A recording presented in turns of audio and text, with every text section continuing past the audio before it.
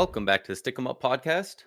Burundi, the Four Nations Faceoff is upon us. We are into the break now. No more NHL games, and thank God I didn't have to care about 40% less of this tournament than I was going to, because Sidney Crosby is healthy and he is playing for Team Canada.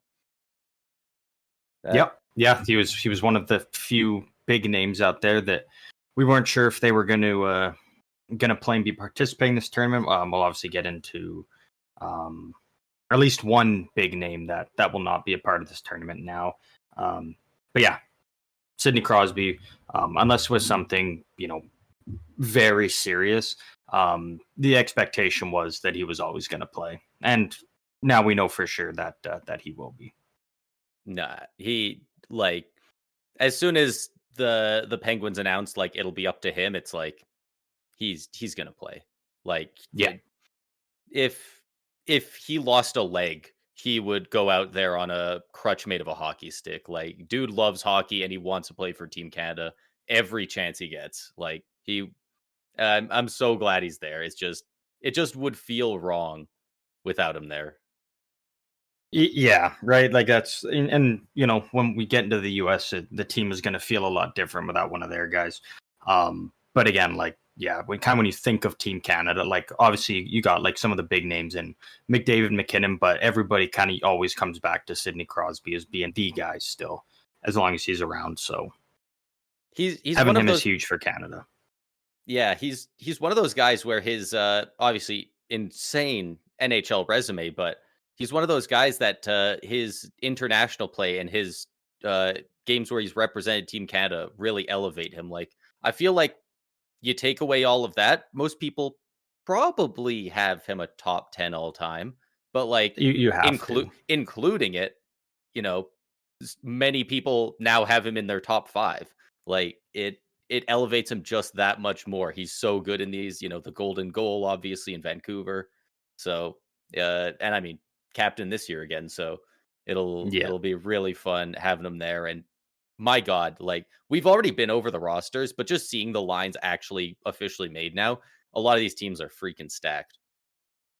Yeah, all of these teams are consist of good players, and they're all here for a reason. They're the best in the world in terms of their own country. So, kind of a quick rundown, I think, of for what we're gonna do is, I think we've kind of discussed it. We're just kind of gonna go through each team one at a time, just kind of chat a bit about the lines now that we know what the confirmed lines are or at least what they're gonna kind of be looking like, at least for all of the teams. We're gonna do an MVP prediction, who we think is going to be the MVP of each team, and then I think we're just at the end, we're just going to kind of go through a couple extra fun predictions: most points, most goals, who the top goaltender is going to be, because we love to give some love to the goalies, and then we'll debate on who we think the winning team will be at the end of the tournament.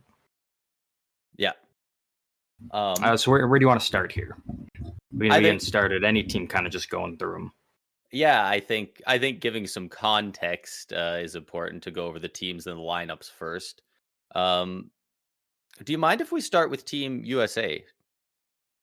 Yeah, let's do it. Just because we were just kind of saying that obviously they had somebody pull out of the tournament because of injury. It was left up to the player in question is Quinn Hughes, and very much like the Penguins said, it's up to Crosby. If he goes, he goes. If he doesn't, that's fine. We know he'll be healthy. The Canucks left it up to Quinn Hughes. They said he can play if he wants. We don't know if he's going to. And he chose not to. And we already talked about this, and a lot of people have talked about it in the past a couple weeks, of Quinn Hughes, almost shockingly, wasn't given a letter. Burundi, I'm just going to throw it right to you, because being a captain of your country is a big deal. And it's some guys responsibility. It's a huge responsibility. If he was named captain, not assistant, captain, do you think Quinn Hughes fights through the injury, or says regular season be damned, I need to do this. That's tough, right? Because when you think of Quinn Hughes, like he is the Vancouver Canucks. Again, He kind of really like is. we've been discussing all year, the gap between him Hart and the Trophy next level closest stuff. on the team is not even close, right? Like Quinn Hughes is a top 2 defenseman in the league.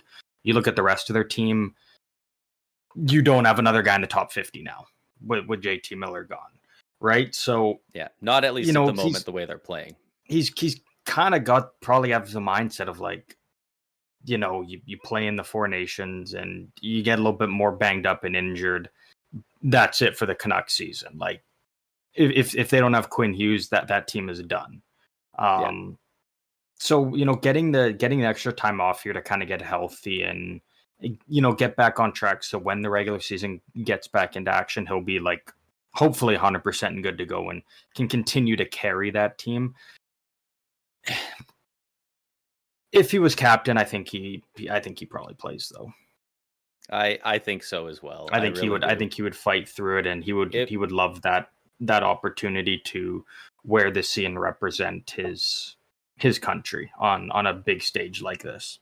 Yeah. If he had the alternate, it really Maybe feels like a toss up. But if he had the C, if he was the captain, I do think he would have played as well. Yeah, that's kind of where I'm at.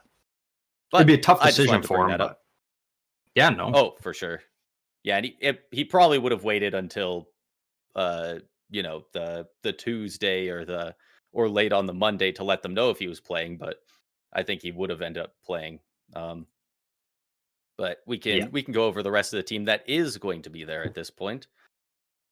We can kind of just rattle through the lines here and chat about anything specifics within them that we want. Do you want to give us the rundown on the lineup for the US? Yeah. So this is also I've purposefully kept myself in the dark. So I'm just seeing these some of these now. I did see Team Canada's forward lineup, but that's pretty much all I've seen on any of the lineups. But so for Team US, their first line is Kyle Connor on the left wing, Matthew Tkachuk on the right wing, and Jack Eichel centering them. On the second line, we got Jake Gensel on the left wing and Jack Hughes on the right wing, centered by Austin Matthews. That's an absolutely filthy second line. See, but the way I look at it is especially with maybe not with Sweden and Finland, but I think with Canada and the US, it's basically your top 6 and your bottom 6. You've kind of got a 1A, a 1B, and then you've kind of got a 2A, 2B when looking at your top 6 and bottom. Like, because both of these lines are great, but it's like, if you had to pick these going head to head, I'm taking that second line all day. Yeah, and it's not even close. Like, again, both great lines, but like, I mean, Matthews with Jake Gensel and Jack Hughes, like that's a nice line to have. That's a top 5, a top 15, and a top 20 to 25 player in the league. Yeah. Like, that's pretty gross. Yeah. The third line is Matt Boldy on the left wing, Brady Tkachuk on the right wing, centered by JT Miller. And the fourth line is Brock Nelson on the left, Dylan Larkin on the right, centered by Vinny Trocheck. I'm not crazy about the fourth line. Wait, why Cowards? No. What the hell is Brady Tkachuk not doing on Matthew Tkachuk's line? Yeah, I get that. I'm trying to remember who is the other forward that's not in the lineup here, because it doesn't show who is doesn't show it on here. Yeah, it doesn't show. Like, we know for Canada, obviously, the one that's not in there, but like for here, I'm trying to figure out who we are missing. I can look that up if you want to go through the defense. Yeah. Oh, and I was also just going to say, the reason I'm curious about who's like missing is because that fourth line just feels like you just had these guys left over, and you're like, hey, Chris Kreider, that's who we're missing. Kreider. Which, you know what? Kind of makes sense that he's the odd man out. Yeah. Based on his play this year, can be a very good player. I expect if he does play, he could be very effective. But right now, yeah, he's bottom of the totem pole. Fourth line, again, it just seems like, hey, you were the guys we had left over, so we're going to throw you together. Their third line, Matt Boldy, Brady Tkachuk with JT Miller in the middle. That's the best third line in this tournament. I think it's very clear kind of what their goal is for this line, and it's to, I mean, can easily score goals and put up points, but it's to wear down the other team. It's going to be tough to score with those guys out there, especially with JT Miller, Matt Boldy, and then Brady Tkachuk out there just causing havoc, just creating a mess out there. I'm a big fan of that third line, and I expect that line to do a lot of damage in this tournament if they do stay together. But I wouldn't be surprised, like you said, that I think at some point we are going to get the two Kachucks on a line together. It's just a matter of when do they want to pull the trigger on that, or what potentially goes wrong for the team that forces them to go down that road. One thing I do want to throw out there, just because I just saw it on here as I was looking up Team USA, but Team USA brought in Guy Gaudreau I to did see be with that the actually. team for practice earlier today, which is a really cool gesture, and you absolutely love to see it because I don't think it's a doubt in anybody's mind that Johnny Gaudreau would have been on this team. 100%. And shout out to Philadelphia Eagles. Won the Super Bowl. That was Johnny Gaudreau's team. I think also his brothers, actually. I think it's kind of like their family. That's the team they rooted for. So I'm sure they were probably looking down, smiling, and having a good time watching the Eagles beat the Chiefs of all teams, stopping a dynasty there. So once again, congrats to the Eagles. But again, what a great moment for Guy Gaudreau and the entire Gaudreau families. I'm sure they're going to be at all of the American games and rooting on the team that, again, I think we can all confidently say that Johnny would be on, and probably even in the top six, like one of the better players on this team that's already made up of. I was going to say numerous future Hall of Famers. He would either be in the top six or he'd be the best player in the bottom six. So it's that would be pretty good. It would. I also wonder, especially because it seems like this is probably the only Four Nations tournament we're going to get, right? Before it sounds like the if they do in the future, it'll be under a different name. It's back to the World Cup of hockey. Yeah, right. So I do wonder especially if Team USA wins, like if they were to name Johnny and Matthew like the MVP of the tournament or something, if they kind of go a more sentimental route than an actual accolade that somebody can be like, look what I did. Like, I have no idea if that's something they would love to do or would even cross their mind. But if they did that, it would be hard to have a dry eye watching that online. Yeah, and there would be no one complaining about that at all. No. Looking at the defensive core here for the Americans. This is first pair, Jacob Slavin with Adam Fox. Second pair, Zach Werenski with Charlie McAvoy. And the third pair, Noah Hannafin with Brock Faber. And obviously we know with Quinn Hughes out, he would easily be in this lineup, but his replacement will be guy we talked about last episode, up there in the Norris Power Rankings, Jake Sanderson, who is looking like he's the odd man out to start the tournament, and makes sense. You're the last guy kind of brought in the team, and no one can fill the shoes of a guy like Quinn Hughes. But I expect Sanderson to get in at least a game here and there. I doubt they'll have him sit the entirety of the tournament. Yeah. I got to imagine, just these guys, they're going to be playing their heart out, representing their countries. And when you get to the sixth and seventh guy on a team comprised of the best people of your nation, especially for Canada and the US, I imagine they'll be subbing guys in relatively frequently, unless there's a lot of chemistry, just to keep the legs fresh and just see what people can do. Mm-hmm. But that is an absolutely filthy defensive core. Like Zach Werenski, Charlie McAvoy is so good. There's really nothing that pair can't do. Slavin, Fox, like Fox can help contribute offensively, but you're going to be hard pressed to be scoring on those guys. Yeah. And then Brock Faber, Noah Hannafin, I think that's a huge wild card kind of third pair.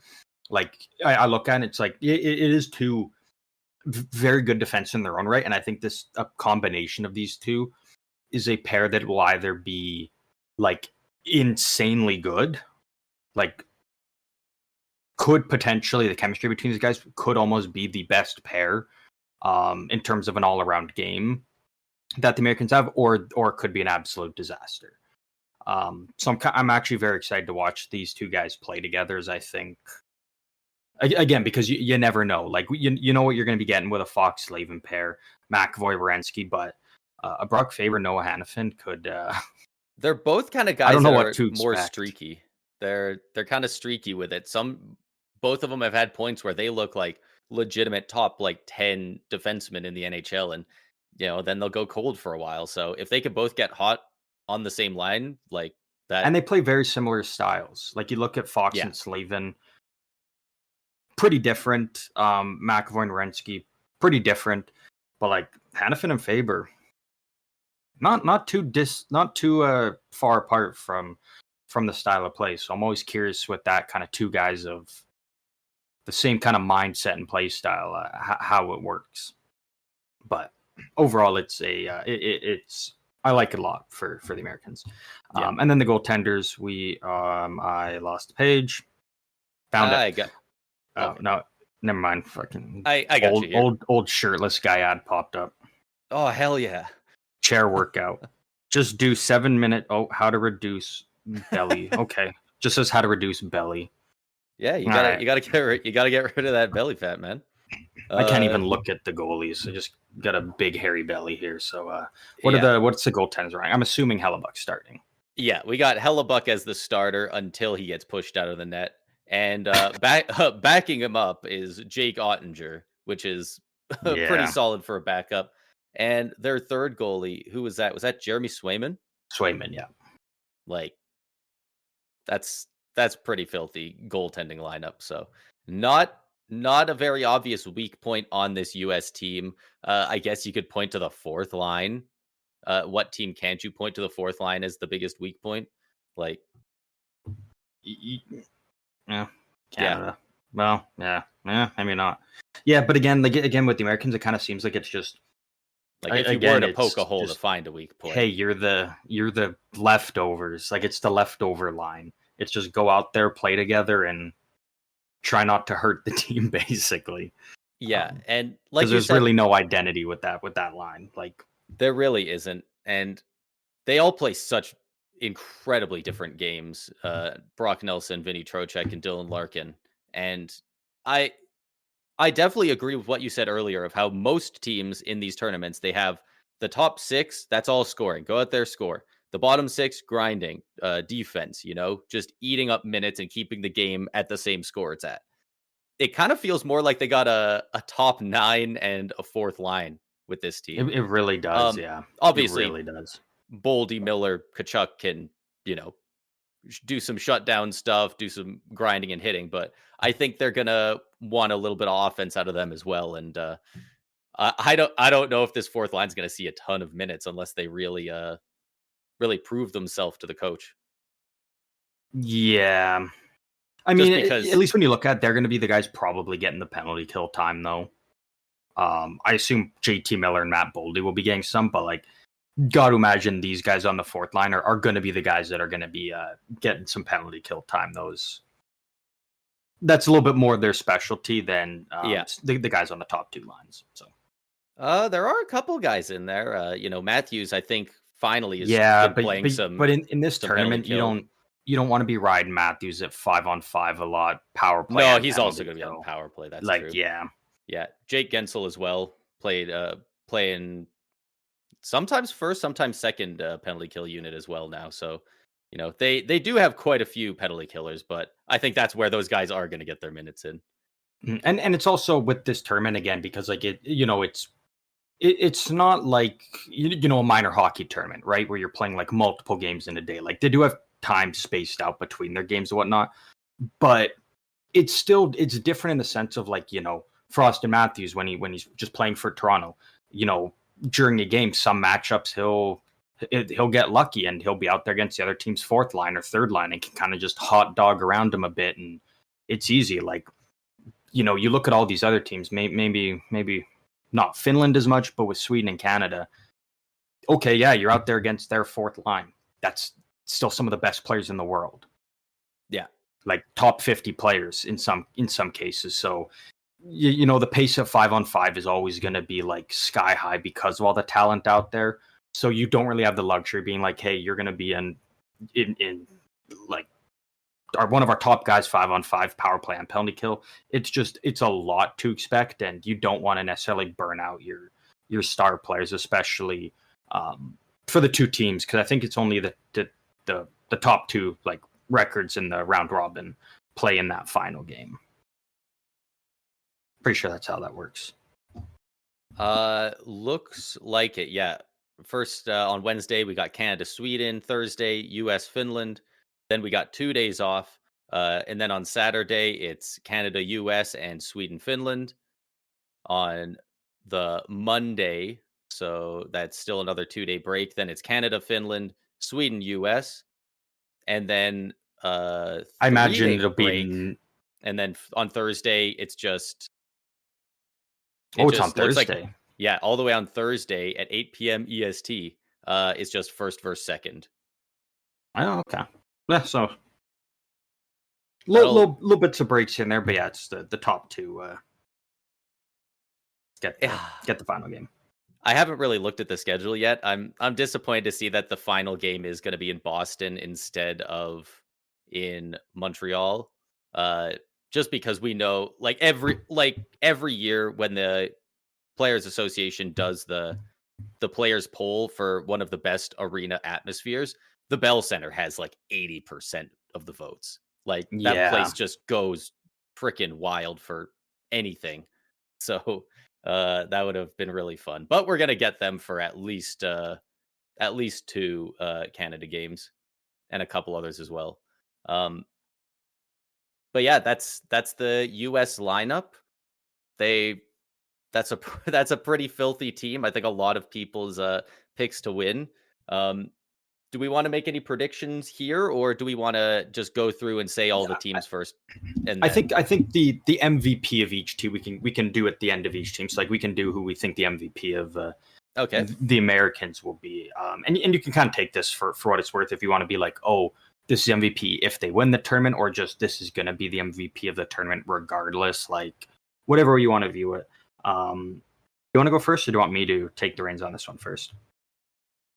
I think you'll have a different pick than me, so you can go first. I don't think you're going to take my pick.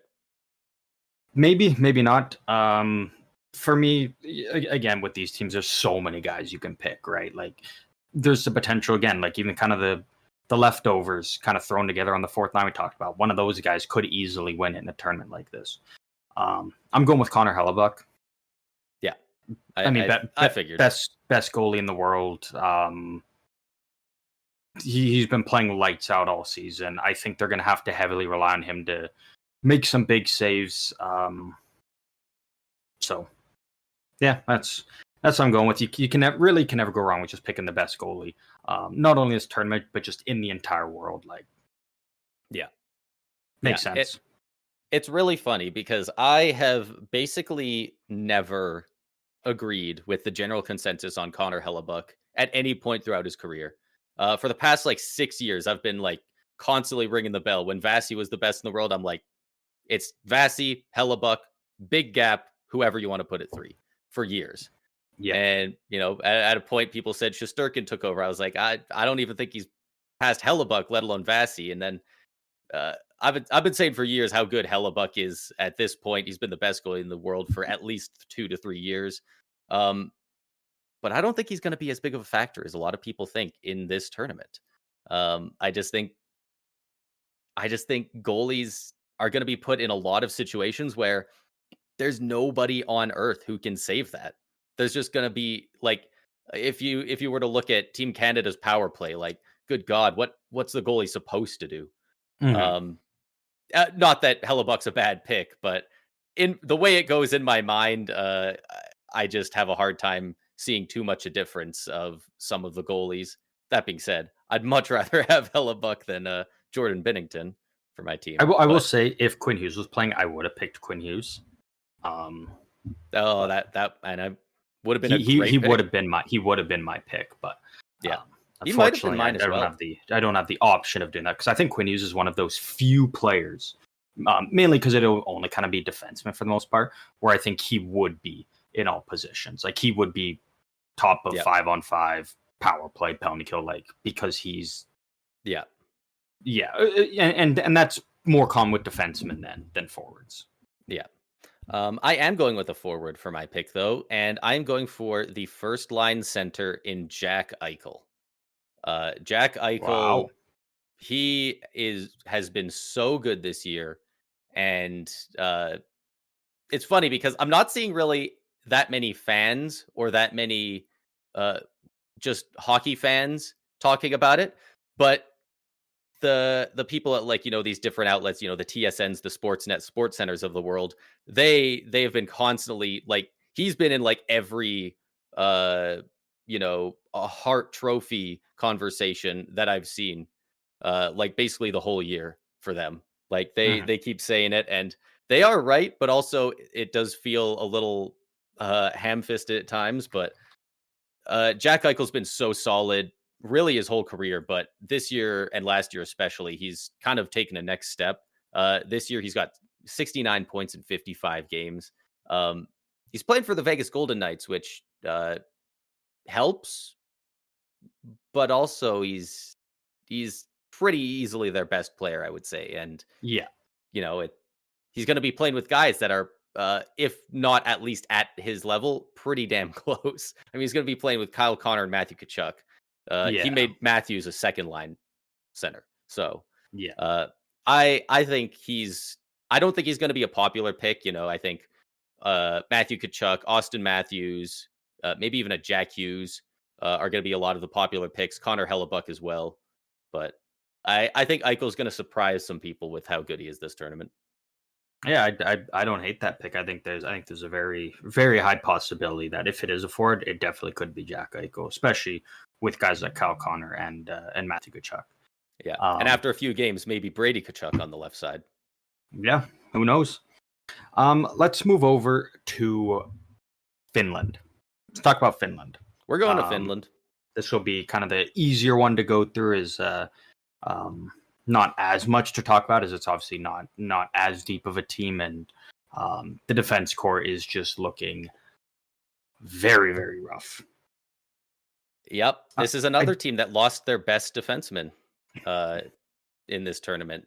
The U.S. won't have Quinn Hughes, and Team Finland isn't going to have Miro Heiskanen, and that's brutal for them because he didn't even get a chance. I don't think to play. I think he's either week to week or he might be month to month actually. Yeah, I'm not sure. I will say the thing with Finland, right? That's kind of tough, and I don't even know the player's name because it just never really heard of him before.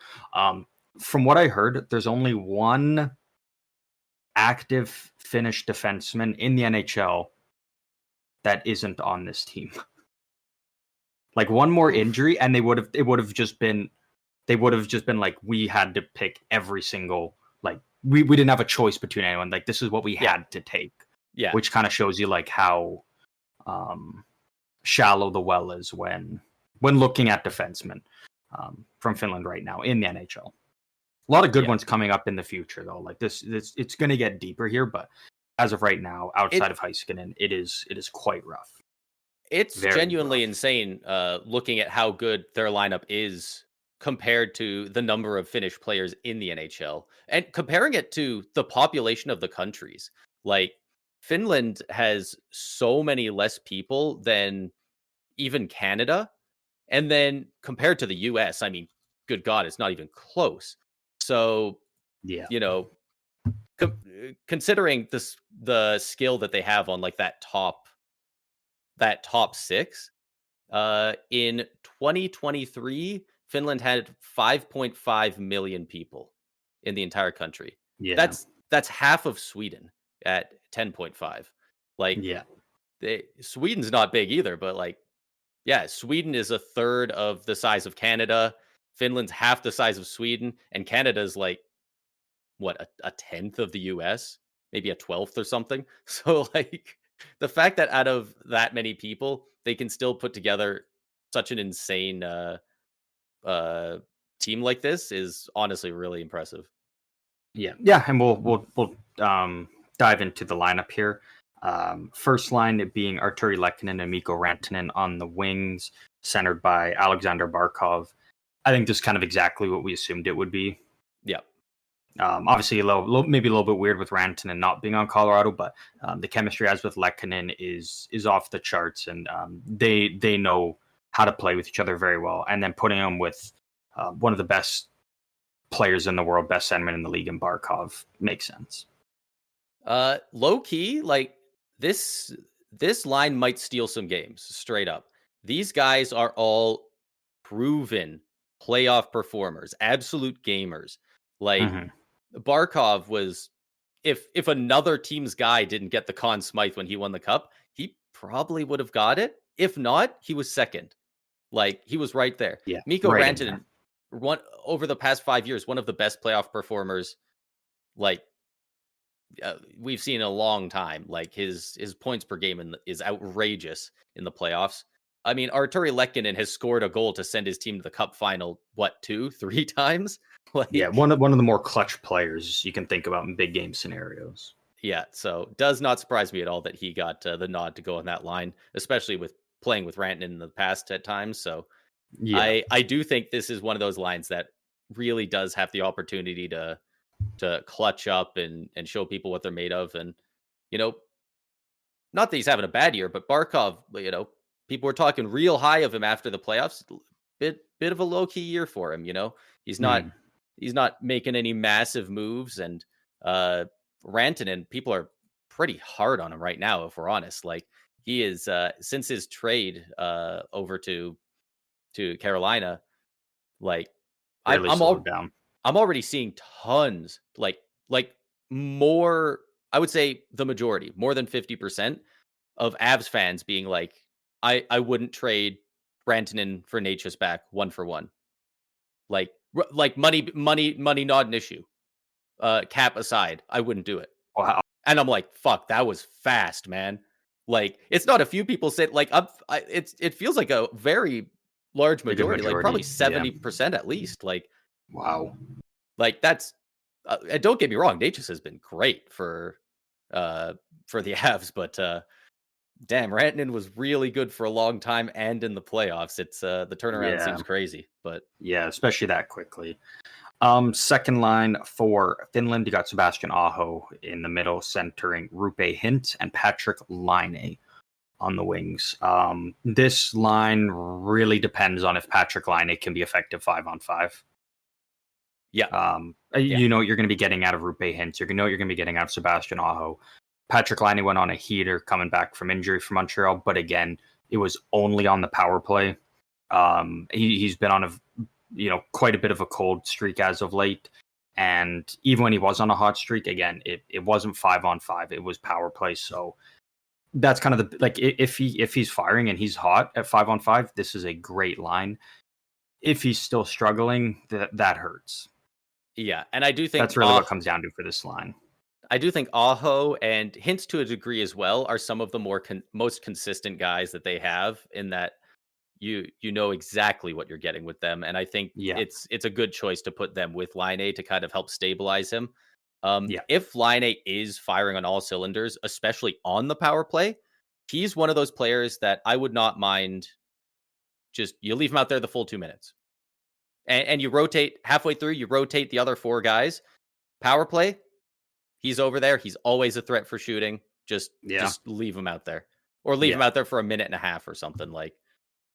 yeah. I Especially don't looking hate at the that. rest of the skill they got, like there's already not many guys in the world that have a shot like Line, but with this team not being as deep as the rest, Yeah. especially they could use him. Run us through the bottom 6 here for Uh, Finland. for the bottom 6 on line 3, we got Eric Halla centering Teuvo Teravainen on the left, and Joel Armia on the right. Uh, this is where the depth really starts to show itself. That's it would be a pretty damn good third line in the NHL. But what was Team USA's third line? Matt Boldy, JT Miller, and Brady Tkachuk. That they kind of eat these guys for lunch. Yeah, like three top 50 players on that line compared to this line where you don't have anyone in the top 100. And I don't know how far down it goes before one of these guys is before you start naming these guys. Like it's but I get what they're doing here because you look at the fourth line. I was saying the fourth line's probably better. Centering Eetu Luostarinen and Mikael Granlund. It's to spread out depth.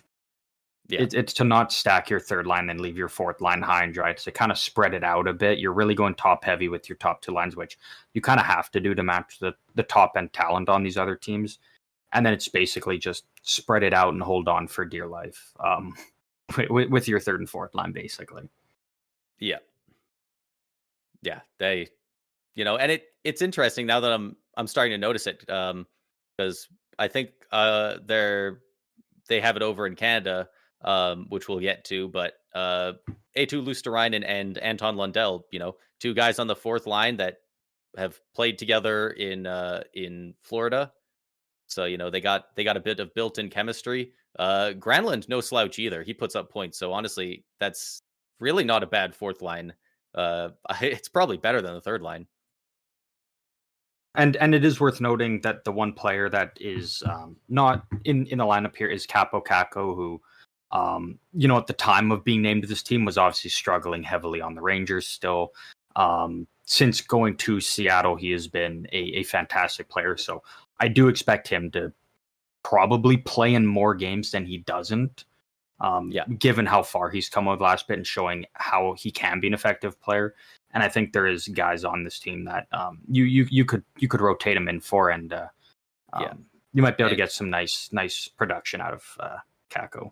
Yeah, and he's even a right winger, and in my opinion, the odd man out in this forward core is kind of Joel Armia, and he's but he's one of your better penalty killers, which can make it tough. That is a fair point. Kaapo Kakko can play a good two-way game as well, but I guess it depends how he's doing on the penalty kill, because that's probably going to be pretty important for them. Yeah, he's on the second power penalty kill unit with Anton Lundell. Oh, okay. Looks like right now. So, well, let's dive into the fun part when talking about Team Finland, the defensive core. Run us through this group here. All right. So, first pair, Nico Mikkola and Esa Lindell. Second pair, Juuso Välimäki and Olli Määttä. And the third defensive pair, Urho Vakanainen and Nicholas Matinpalo. So this is what I was talking about when saying literally Finland is bringing who they have. Like they don't have a choice. They're just having to take the only guys left. Like when we're talking about Nicholas Matinpalo, 18 games played for the Ottawa Senators this year. He's only played 22 total NHL games, 0 points. Yeah, and he's on rough. Finland's Four Nations roster. Like that just goes to show, again, how shallow the well is, and they really didn't have a choice with Heiskanen going down. It was like, yeah, okay, here's this guy because you don't have anyone else. Like there's no other options. You got to ride with this. So it's very unfortunate for them, and I think this is going to be the part of the team that could like. Because again, what's Olli Määttä? He's a third pair defenseman on NHL teams. Juuso Välimäki, a lot of potential, but again, I believe so at one point. Yeah, like it's. I don't know if with Utah, but I know he did. I think he got picked Calgary. up. I think he did get picked up off. He got picked up off waivers by them. Yeah, Detroit put him on waivers after 7 games and 0 points this year. Utah Olli Määttä you're talking about. Oh yeah. Oh, I was talking about Juuso Välimäki, who also was on waivers in Utah claims. So again, it's like it's two guys, two waiver pickups for Utah. Kind of nice that they do play on the same team, so they kind of know each other a little bit. It'll be a little bit easier for them. But again, it's like 2 third pair guys. If Heiskanen Expect was them to here, be big he would names have on your second pair. Heiskanen would have played 35 to 40 minutes a night, probably. Would have had to. Like yeah. But you know what? I would love to see these guys go and prove everyone wrong, because everyone's looking at this decor and going, they're not good enough. You know what? I'd love to see them break out and do some stuff. Like Esa Lindell and Nico Mikla are great at what they do, and that's playing a good defensive game. Like they're not going to be out there putting up points the way Heiskanen would, but they can play a solid defensive game and be more than trustworthy in their own end. They can be good transitional defensemen and breaking up plays and getting the puck up the ice, which I think is huge for Finland. And I think that's really what it comes down to is how much of the workload can these two guys carry for the most part. It would be great to see, any of these guys in the second and third pair step up and play some big minutes, but a big part of Finland's success is going to come down to how much can Mikkola and Lindell kind of carry for this team, as they're going to have to be relied on a lot. Yeah. Like if you're up by one goal in the final 5 minutes, these two guys might just play the entire 5 minutes. It literally might be anytime you get it, just ice it. We don't want you to sub off anyways. Just give yourself time to rest. We'll find time like halfway through to call a timeout, get you a little bit of rest. Maybe our goalie will purposely take his blade off so he has to get it fixed to get you a little more time. Like whatever it takes to keep those two on the ice as much as you can down the stretch. Yeah, like that. It would, it sounds insane, but that would be the best game plan. It would. It really would be. So yeah, we'll have to see how they perform and what they do. But the goalies, this is not as much of a weak point for them.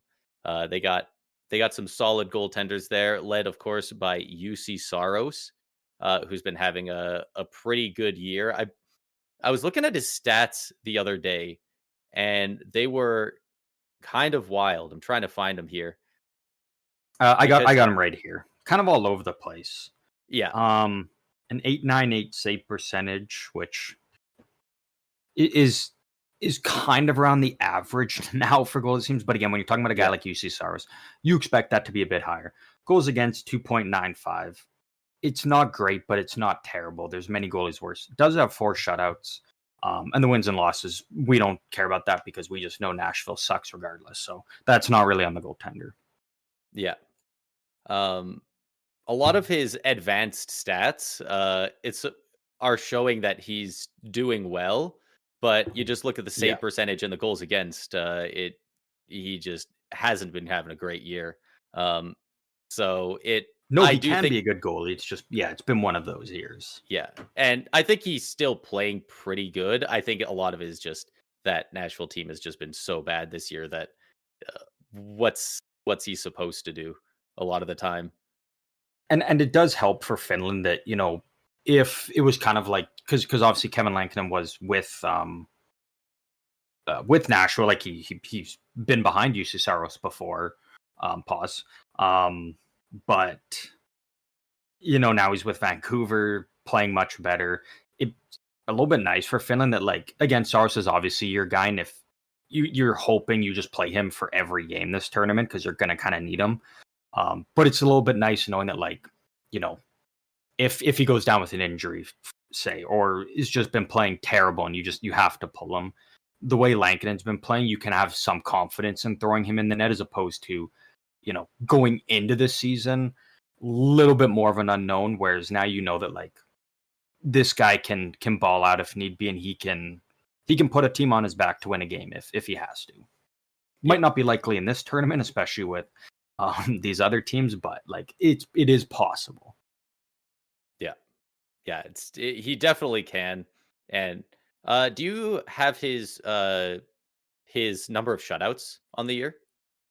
I do not, but I can get it here in 1 sec. He has, on Money Puck, they have so many advanced stats. They have no shutouts on here. That's crazy. He has 4 shutouts, a .905 save percentage, and a 2.53 goals against. Yeah, a 905. And it's come down recently. It used to be much Is higher. like Like when he with the was the guy, looking the at how starter before Demko came back, his numbers were much higher. like for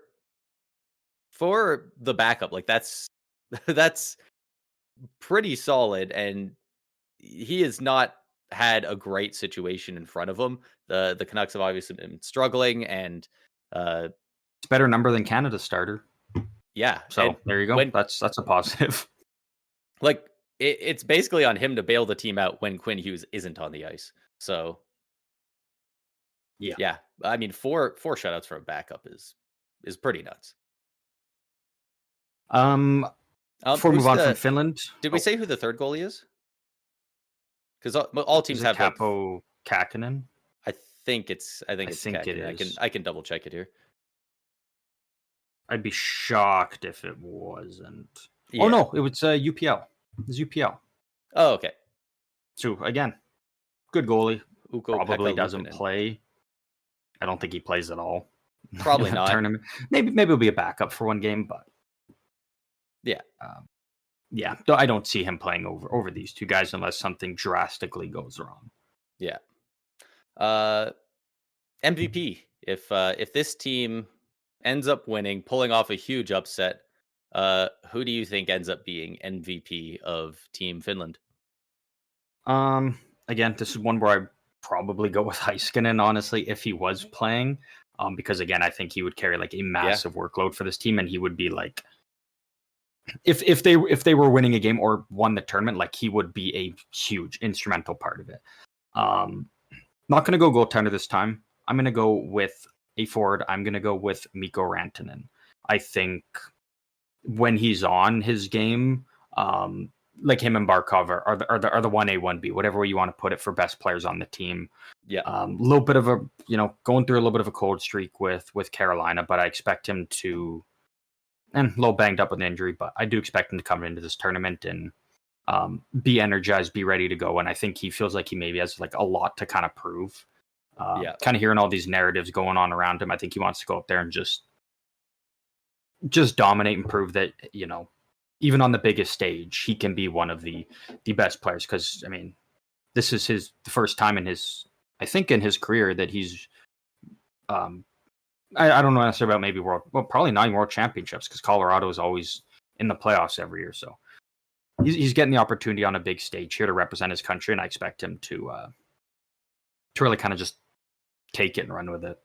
Yeah. Not to mention, it doesn't count for a huge amount, but it's best on best. If you could be an MVP of the best on best tournament, that does well for your wallet as well. He's in a contract year, and should it matter? Who knows? But if he puts up a ton of points on the best players in the world, teams are going to want to pay him more. Yeah. Yeah, exactly. I love that pick. I am also going with a forward, but I'm going with Alexander Barkov.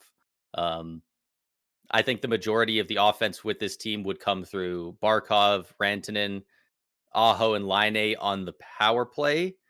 And then I got to specify those that on four, the power play. And then just those four in general. So I think they'll all be relatively close in point production, but Barkov just also has that two-way game that everyone knows how good he is as a defensive forward as well. So I think even I do expect Rantanen to lead this team in points. I think Barkov would end up getting close enough that his defensive play would push him over the edge for whoever votes on that. Yeah. Team Sweden. Move over to Sweden. Talk about the Swedes here. It was a team that had a little bit of questionable roster choices. They were another team that had a player go down. We know William Karlsson isn't going to play in the tournament. Ricard Raquel will be stepping in to take his place, who I think Ricard Raquel is more than deserving based on the season he's been having. He's been terrific for Pittsburgh, so I think he was the right choice.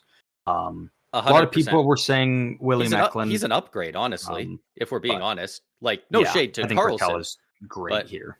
I mean, he just got named to the team. He's the only guy on the team without a number next to his name on his jersey on daily faceoff, because they haven't figured it out yet. But he's already been practicing with the second line Yeah. because he's been absolutely balling out this year. Like there's some good ass players he's pushed down the lineup. So it'll be interesting to see how well he does, especially, him again.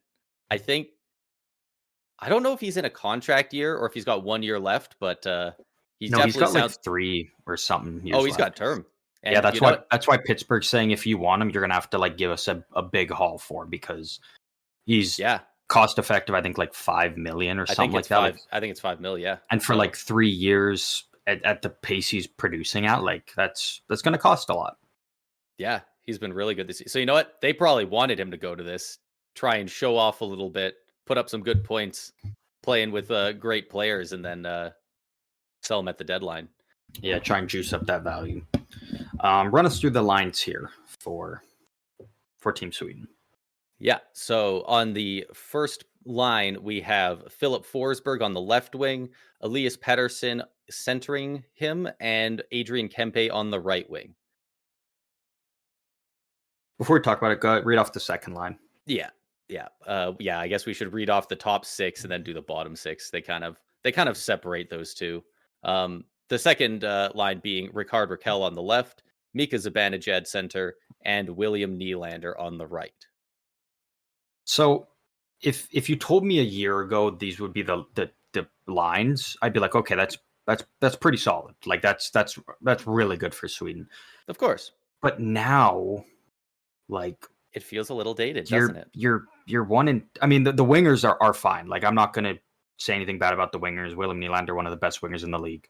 Philip Forsberg, when he's on, is one of the best all-around players. Adrian Kempe is becoming a great goal scorer, and Ricard Raquel again, a guy that can kind of do it all with anybody. Like he doesn't need to play necessarily with star players to be producing. But Elias Pettersson, Mika Zibanejad are both having really bad years. They are both. I don't know if it's. I don't really.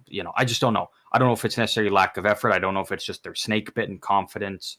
Maybe a mixture of all of them. But for your 1 and 2 centers going into this tournament to be having the worst years of their career, both of them, that's not good. That's tough. Very well could turn it around and ball out this tournament. Not saying they're not going to, but going into the tournament, it's a little bit worrisome.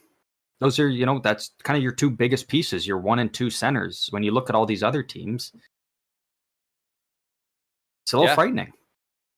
Yeah, they both have really down years, and it's looking pretty rough. I do like that they split up Forsberg and Nylander. I think those are you have to. That's going to be their 1 and 2 goal scorers by the end of the tournament for sure. But I don't know. Thing with Philip Forsberg, right? You never know. He's kind of weird to say, but kind of like McDavid, right? Necessarily where Forsberg, it's more so any given game, whereas McDavid, it seems to be any given season. It's like you don't know if he's going to be a goal scorer or if he's going to be a playmaker, a pass first guy. So I'm kind of curious, like, I think they have a lot of playmakers, going in though. and see, but I'm thinking like if Forsberg goes in and he just keeps dishing the puck, I think Adrian Kempe could rack up some goals in this tournament too. But again, like if Philip Forsberg decides to just take the rock to the house himself, he could easily just rack up the goals. Like it's William Nylander for sure is going to be I think the biggest offensive producer for him. I'm really excited to see Forsberg and Kempe together and see what kind of chemistry and dynamic we're going to get between the two of them. Yeah, and I'd love to see this be a bit of a turning point for Pettersson. I would love to see him get his vibes right, playing with some different guys, some countrymen. Just get out of the Canucks locker room for a little bit, do your thing, put up some good numbers. Come back with a bit of a fresh start. Everyone's getting a fresh start with however long it is, 16 days off, and then kind of reset. Because the last thing we want to see is finally we get best on best again, and Finland's just kind of depleted and also injured, and Sweden's top guys just kind of don't show up. Like making it a 2-horse race right out the gate would suck pretty bad. Yeah, but in terms of the wingers, I love it. I have no complaints. I think they're all very deserving. Yeah, not only be on the team, but in these roles in the top 6.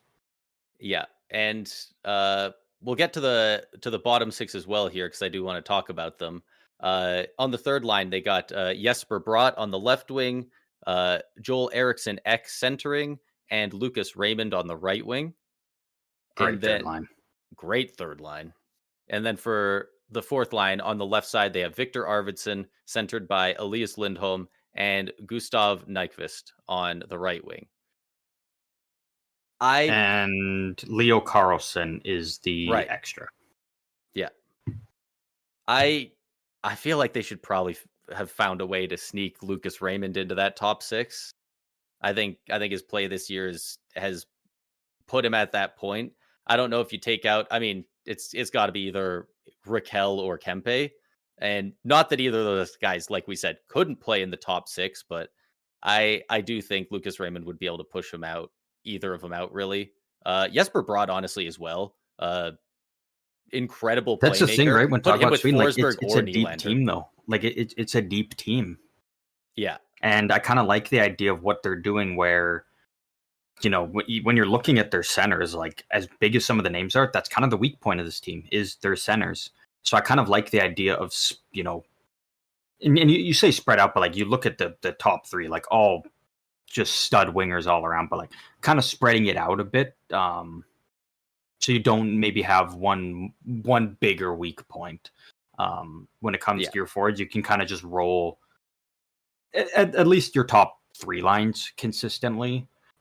Fourth line of Arvidsson, Nyquist, and Lindholm is kind of more of again, kind of feels like a leftover line. Like, it really does. And the main thing that I don't like about Bratt and Raymond being on the third line is they're centered by Joel Eriksson Ek, which it itself is fine, but I do worry that they're going to go to all three of those guys who are some of their better point producers and go, hey, we need you to be the shutdown grinding line, which I don't think will suit their play style as well.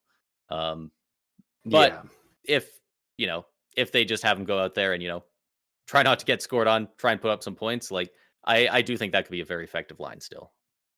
Like, honestly, it's one of those teams. It's not really a top six. It's more of a top nine. Yeah.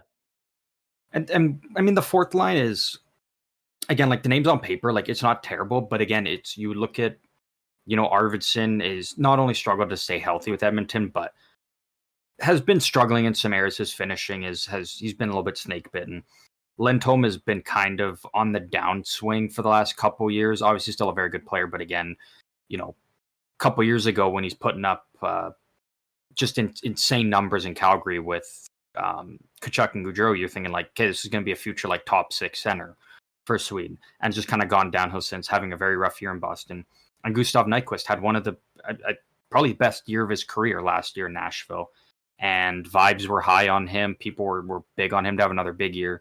Has struggled this year, and we're kind of seeing his stock take a dip. So I'm kind of curious if three guys that are kind of struggling and down in the dumps and their stock's going down, I wonder if throwing them together, maybe they all go out there and, like, let's just give it our all. We got a lot to prove. Bit of a you just don't know what you're going to get out of them necessarily. Whereas at least kind of a leftovers line with the US's fourth line, you know what you're going to get because all still good players, all still producing very good this year. Whereas this one's kind of like a little bit of the opposite. So maybe they feel like they have more to prove. Yeah. Or they could just go out there and just get shelled and held in their own end for 5 minutes. Who knows? Don't know. So many of these guys, like, have the skill where it's like, I could see them getting some chemistry going, getting the vibes going, and they just kind of run the game. But also, I mean, I could see Crosby, McDavid, McKinnon absolutely running these guys into the ground. Like, let's be real. So, it's so hard to predict with a lot of these, but yeah, we'll see how they do. Moving on to the defense, a little bit of interesting pairings going on here. Good decor.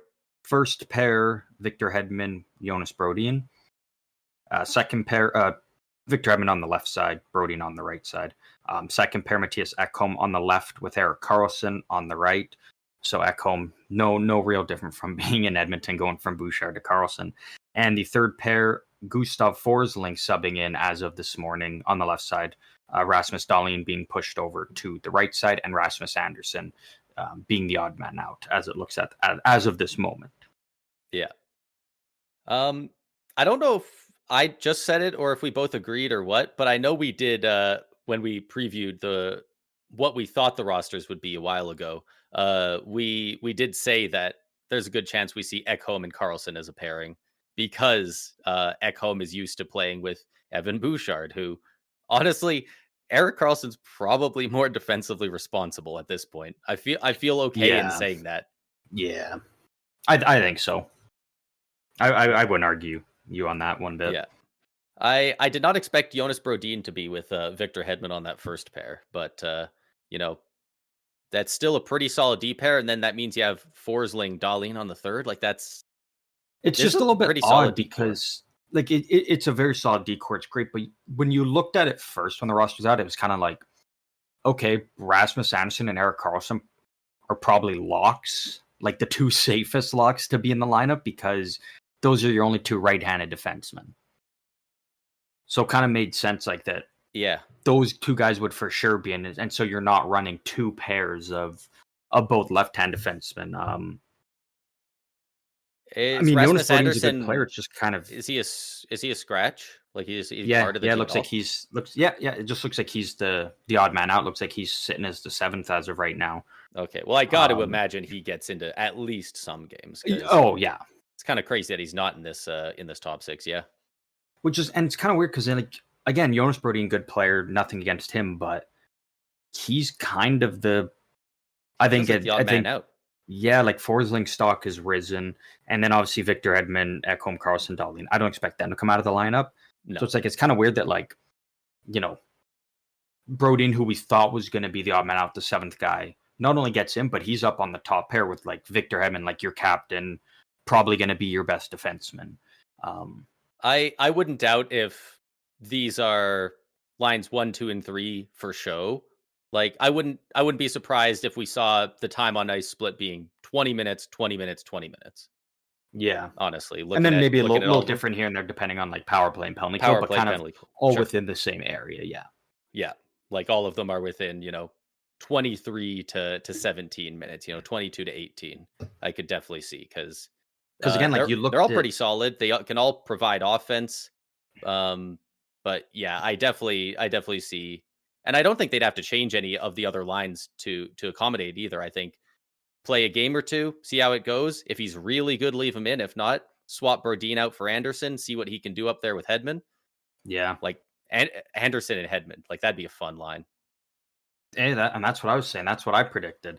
Um, but like again with Sweden, the biggest thing we kind of talked about when previewing these teams a couple months ago was how good their defense is going to be. Right? You look at the Americans, like you've got that stud top pair, you've got a really good second pair, but there is a drop off down to your third pair, despite them being good players. Finland, your top pair is for their team elite at this point, but like it's a huge drop off to the second pair, and then a massive drop off to the third pair. All of these pairings, I think, are on the same level. Like I can't look at one pair and be like, oh, this one's better than this one, or this one's better than this one, or this one's lower. Like They're all really, really they're good. all really good. You can trust them in all situations. That's what you want, right? Like you've just got three elite pairings where no pairing is better than the rest because they are all so good, and they The all have that special player on each of them to make that pairing just thrive. Yeah, like the styles line up, the skill lines up. Like the only limitation here is don't put Eric Carlson out there on the penalty kill. That's pretty much it. Yeah, Probably don't have Jonas Brodin on the on the power play, I guess. or But like Forsling. or Forsling, but like yeah, And you like don't need to when you got guys like yeah, Victor Hedman, Eric Carlson, and Dahlin. You don't need to have yeah, Eric Carlson out there on the penalty kill when you have Victor Hedman, yeah. Jonas Brodin, It's not Matthias even Ekholm, Forsling. yeah, like they don't have anywhere to sweat regarding this defense. Yeah, it's just solid top to bottom. And the goaltenders, with Jacob Markstrom being out, we know Samuel Ersson, of all goalies, is coming in. He will be the third stringer. It looks Good like for him. Philip Gustafsson will end up being the starter as of it looks right now, with Linus Allmark being the backup. Yeah. And I think that's probably the right call. Gustafson has been really good this year. It's been a little bit back down to earth uh since since around the new year. He was hovering around a 924, something like that. He's down to, I think, a 915. Um, down to a 915. He's still solidly in Vesna finalist conversations. Linus Ullmark as well has been pretty solid this year. Got off I to a little imagine, bit of a rough start, but once he got settled in with Ottawa, he's yeah, been very, very good. recently coming back from injury as well. I imagine he's kind of challenging for that spot at the moment, and especially with it being in Montreal, and he obviously plays for the Senators. I imagine he wants to get into some of these earlier games as well. So I imagine as much as you can in practice, he's trying to show that he's here for real and he wants to play.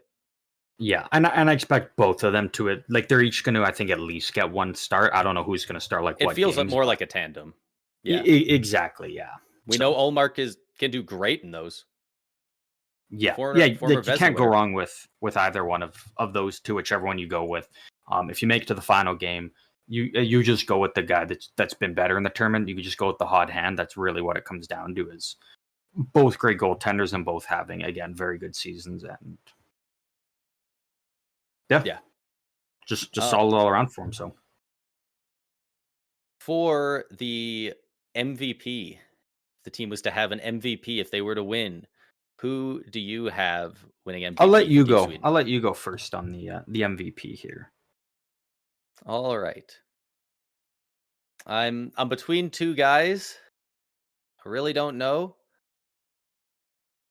I'm gonna do it. I'm gonna go with Victor Hedman.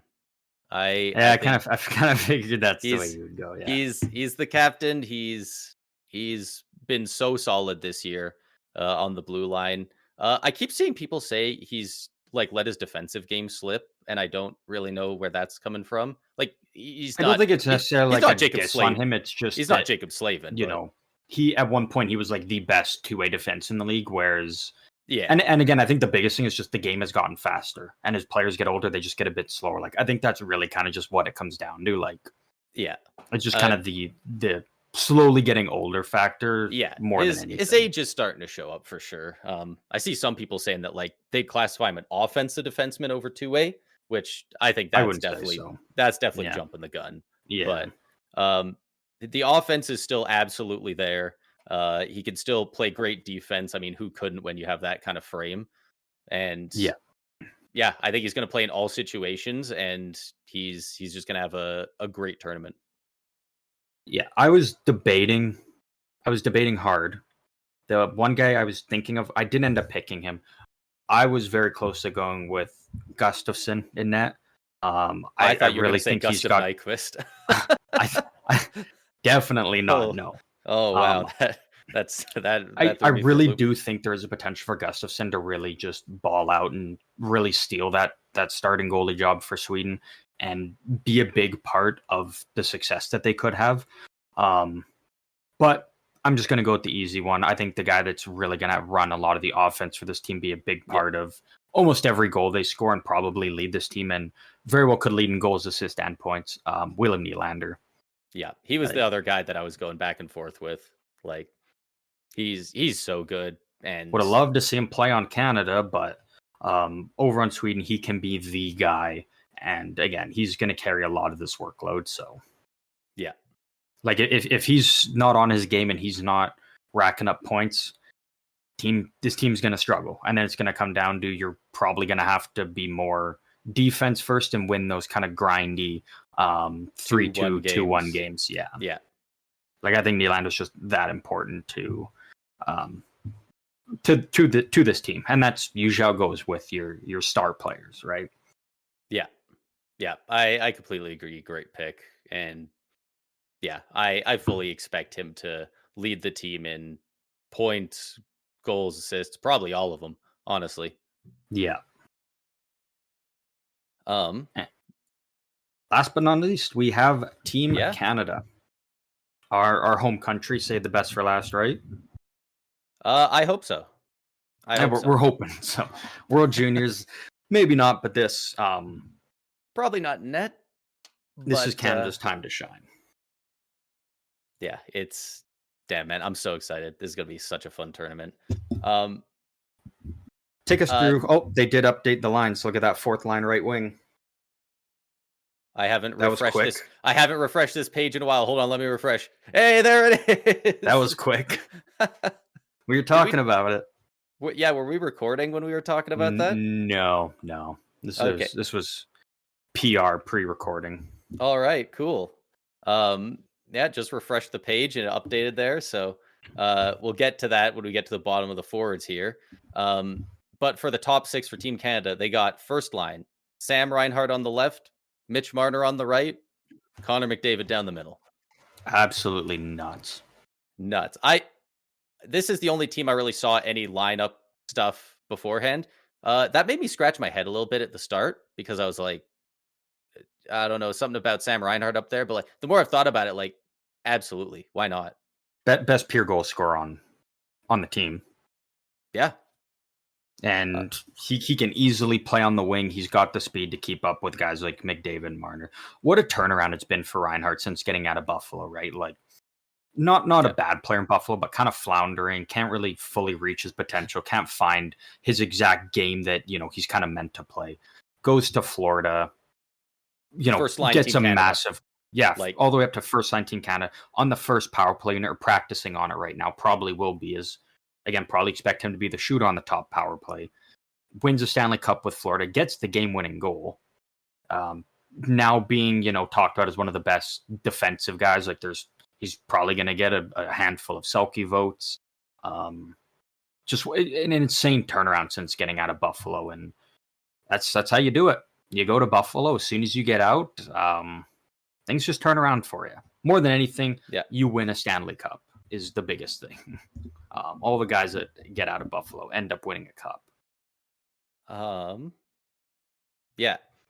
So I was McDavid. I was looking at their Marner, penalty kill. He's not listed on the penalty kill, but I don't think these are correct because Devon Taves is on the first and second penalty kill unit. Oof, yeah. Drew Doughty's on the second penalty kill unit. Yeah, I don't think these are those are completely accurate. But for this, like you talk about, like over the last 2 seasons at least, Reinhart's been one of, if not the best goal scorer in the league. McDavid, best player in the world, and then Mitch Marner, one of the best wingers in the league, one of the best passers. Like, it's gonna get paid. It's just gross. Whatever you talk about this line, like it's just unreal. Surely that must mean there's no depth for the second line, right? No, second line struggling. Yeah, they only have a guy, I don't know if you've heard of him, number 87, Sidney Crosby on the left wing. On the Sounds right like wing, they got the playoffs. Oh, bum. Mark Stone on the right, centered by Nathan McKinnon. I think when I refreshed, that also moved around. I think Crosby was centering before. Now they got McKinnon on the center, which I expect McKinnon to. Maybe Crosby takes some faceoffs, but McKinnon with his speed, expect him to probably. It makes more sense. Be playing the center. I mean, you knew Crosby and McKinnon were going to play together. Mark Stone's a little bit weird being with those two guys. It just kind of seems like there's other guys that would have made more sense. Is it crazy to say the entire third line fits better on that right wing spot than Mark Stone does? I think any of those three might be a better fit. I'm completely with you. It makes sense why Braden Point doesn't, because Marchand, Stone, Jarvis, like those guys aren't centers. Fair. So, but again, like you take either Seth Jarvis or Marchand, I like that as a better fit. Again, no disrespect to Mark Stone, but again, I think those two are a better fit for playing with guys like Nathan McKinnon and Sidney Crosby. Yeah. And obviously, for the third line, left, center, right is Brad Marchand, Braden Point, and Seth Jarvis, respectively. That's a pretty nasty third line. Like that's a great that's just a great third line. Like, Point's got the speed, he'll probably be the shooter. And then it's just Marchand and Jarvis go into the corners, create havoc. Jarvis is puck out, pretty quick too, right?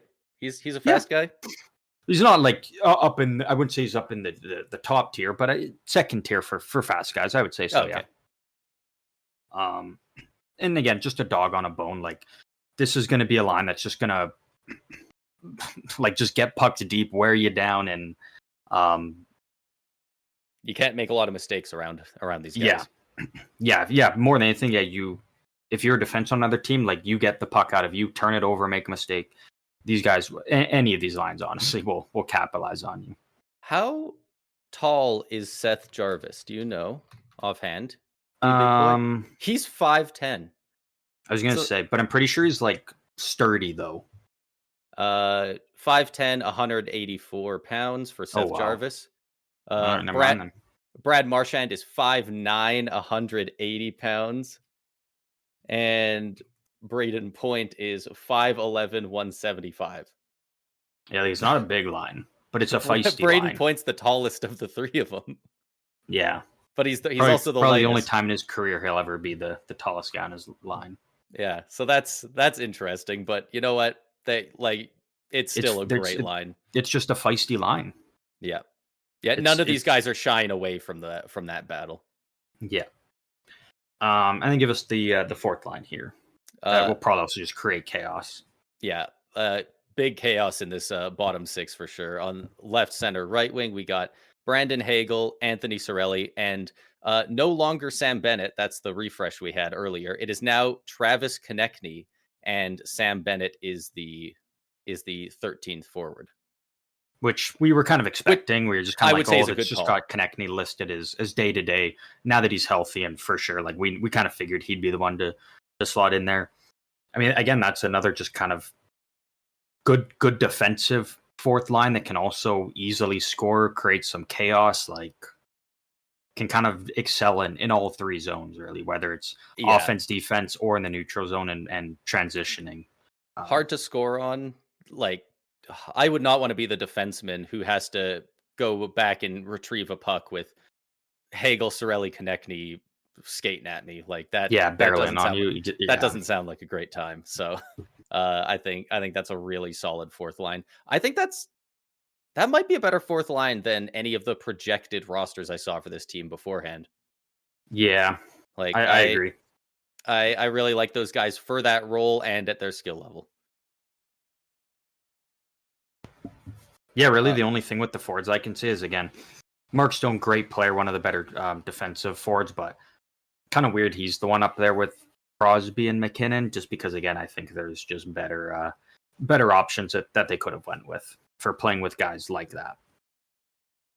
Yeah, I agree. I think, hell, like, even if you put Konechny up there and you bring Stone down onto either the third or the fourth line, like, I think that probably improves it a little bit. But yeah, I like pretty much all the lines. It's just Mark Stone in that second line spot. But you know what? Maybe that's just me being colder on Mark Stone. Yeah, but well, you were hot on Jack Eichel, so being cold on Mark Stone, that's fair. I'll give that to you. There you go. Yeah, he has to carry. We can't gas Vegas up too much. No, especially with Pietrangelo bailing on the boys. Yeah, he bailed on the boys. Now Drew Doughty doesn't have a number for the tournament. Yeah, he's just got an extra maple leaf on the back. I can't believe you, like.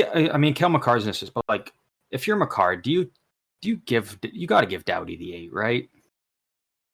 Probably Doughty's last chance. No, that's the coach's decision. What? Is it? Probably. It's not the coach's decision. I don't think so. So it's kind of weird that Devon Taves is wearing like number 5 when he's never worn number 5 before. What number does he normally wear? Is that 7? Which no one on the team is occupying. Nobody's using it. Is 7 like in use or retired in Colorado? No, he's using number 7 in Colorado. That's what I'm saying. No one on Team Canada is wearing. Is number 5 taken in Colorado? I don't think so. Is that why? Is 5 his true number, but he can't use it there? He just has different numbers for him, I guess. All right. Hey, you know what? Fair enough. But for the defensive core, we got first pairing of Devon Taves on the left and Cale Makar on the right. Second pair, Josh Morrissey on the left, Colton Parayko on the right. And third pairing, Shea Theodore on the left and Drew Doughty on the right. That's pretty solid. It's pretty solid. I mean, the top pair, we kind of knew that was going to be the top pair. Like that's why Devon Taves, I think, is on the team, is to play with Makar because they are so great together. And Cale 100%. Makar, best defenseman in the world. Like, not much more needs to be said. Like, he's going to thrive no matter what. And given him the guy that he's been playing with for the last couple years and thriving with, like, it makes sense. It wouldn't make sense to have Taves on the team and then not have them together. Yeah. Although I will say, I think I've seen enough proof over the past year and a half. I'm ready to start calling Cale Makar instead of best in the world. I'm gonna start saying definitely top 2 in the world, because I'm not going to argue people who say he's top, but Quinn Hughes makes it tough to say one guy is. I would join you on that, actually. Yeah, I would 100% join you on that. I just say best to appease people, but I would definitely. And he has been. And I'll make arguments for Quinn Hughes. But again, like Makar, whether you say he's 1 or 2, top 2 defenseman in the world, that he's going to be a big part for Canada on the back end. Yeah, and I think he's going to see a lot more ice time than his D partner there, Devon Taves. I think Makar's going to be out there on the power play, the penalty kill. He's going to be out there for all of it. And they've got a lot of good players. Something about these lines just feel a little off to me. Like, does that make sense? Like, does Drew Doughty and Shea Theodore, like, do they have enough defensive prowess to contain some of the other top forward guys in this tournament? Like, they're both kind of offense first. Shea Theodore does a bit of both. Drew Doughty's more of a two-way at this point, I would say now. Like, his defensive analytics are great. Oh, okay. He is very good. I would honestly, like, I think to me, it just makes more sense to put Drew Doughty with Josh Morrissey and then put Shea Theodore with Colton Parayko. I just feel like that'd be a better fit. But I understand if something about that fits better. Yeah. I understand if maybe they don't want to necessarily like use Drew Doughty too much because he is kind of just coming back from injury. Travis Sanheim is the 7th guy currently out of the lineup. I like that you got 3 righties and 3 lefties. I'm a big fan of teams that are able to throw that together. And they clearly didn't have to put Doughty with Morrissey. Yeah. I think that would make it a bit better. I do still think this team would have been improved with, instead of a Sanheim or a Parayko, a Mackenzie Weegar or someone. I would say maybe over a Colton Parayko is having a very good year. I wasn't as high on the selection of him when it initially happened, but after kind of looking at it more, and I've kind of started to watch a bit more Blues games because I kind of want to watch more Colton Parayko to kind of see. I can see why he's here. I can see why he's on the team. I can see the value he brings. But over a Mackenzie Weegar, like that's. I mean, Colton Parayko, he's a beast in his own end. Yeah, he's. And again, like if you're kind of looking at it, like do you want more of a? Do you want a more of a two-way guy in Weegar, or do you want more of kind of a little bit more of a defensive kind of bigger body in a Colton Parayko? Like it makes sense. I would take a Weegar over Sanheim. I think, no disrespect to Sanheim, but I think Weegar would be a great fit for his team, and he can play either right side or left side. He's got that ability to do both. So, yeah.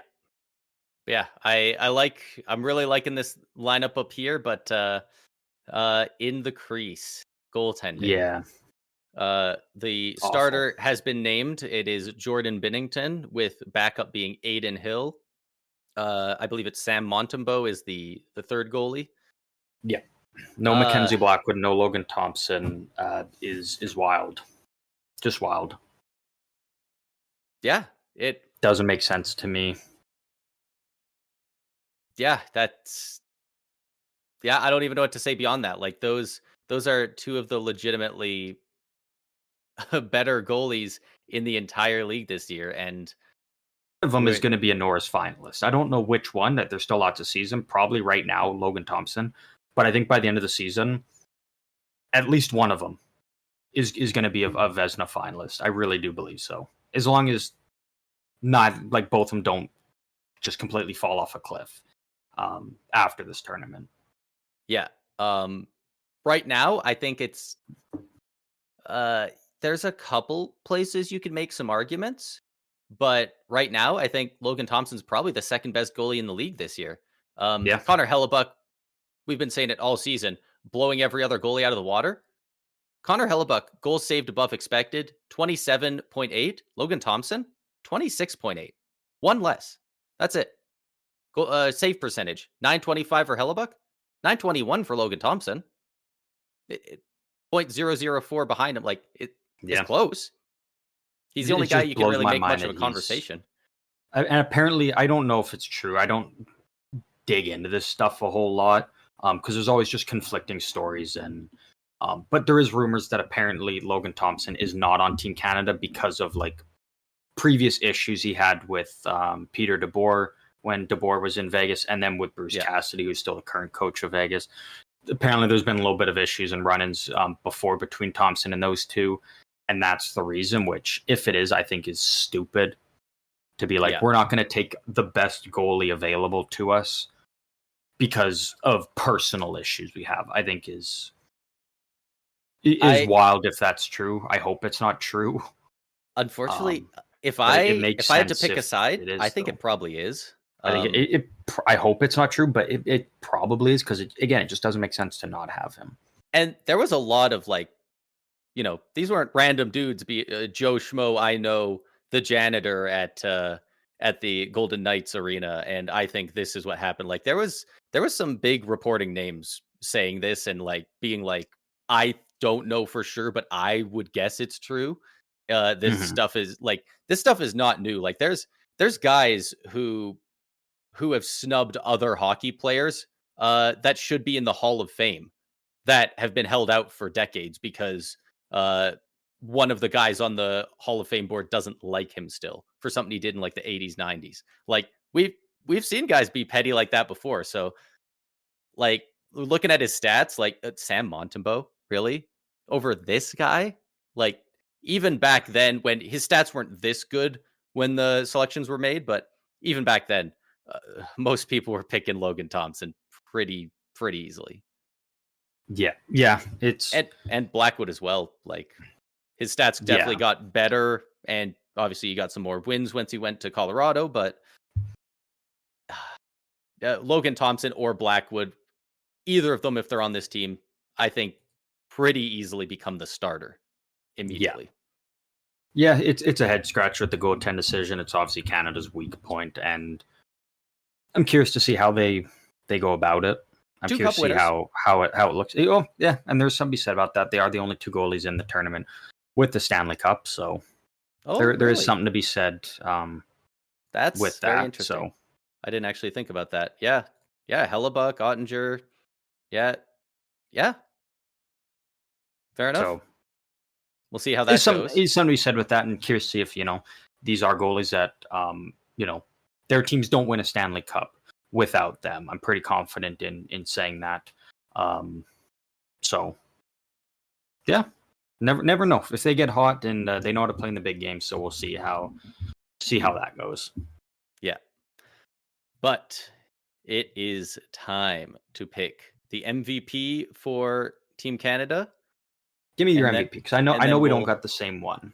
And then we'll go into some of the other overall predictions of the tournament before we wrap it up. Lot of great guys you could pick here. There's several fantastic picks you could make. Is it the fun pick? There's a lot. Not really.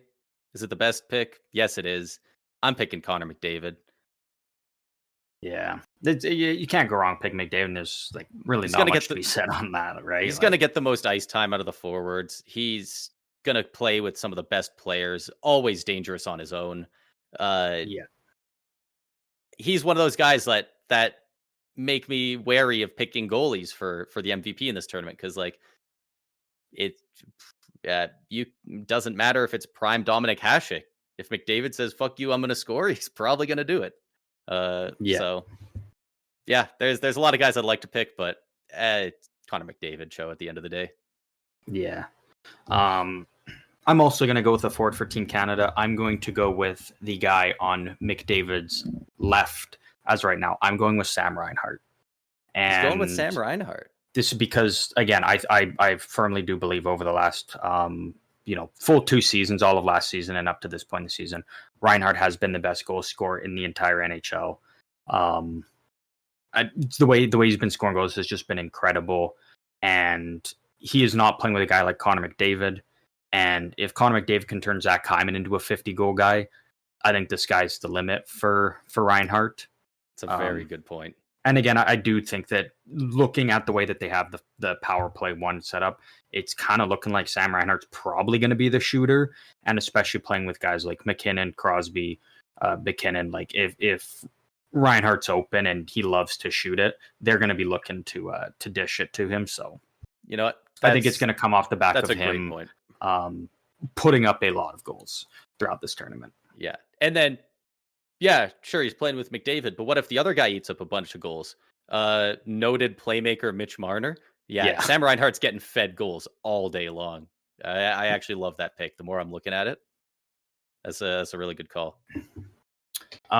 Before we get into the predictions, just want to throw something out there that I think is kind of cool and worth looking at and noting. So we've talked about how this tournament is run by the NHL. It's an NHL tournament. It's not the IIHF. Right. This ain't the Olympics. It's interesting for this, though, that the NHL is deciding for this tournament they're going to use the 3-2-1-0 point system. For those who aren't familiar with that, it's 3 points for regulation win, overtime or shootout win, you get 2 points, overtime or shootout loss, you get 1 point, and regulation loss, you get 0 points.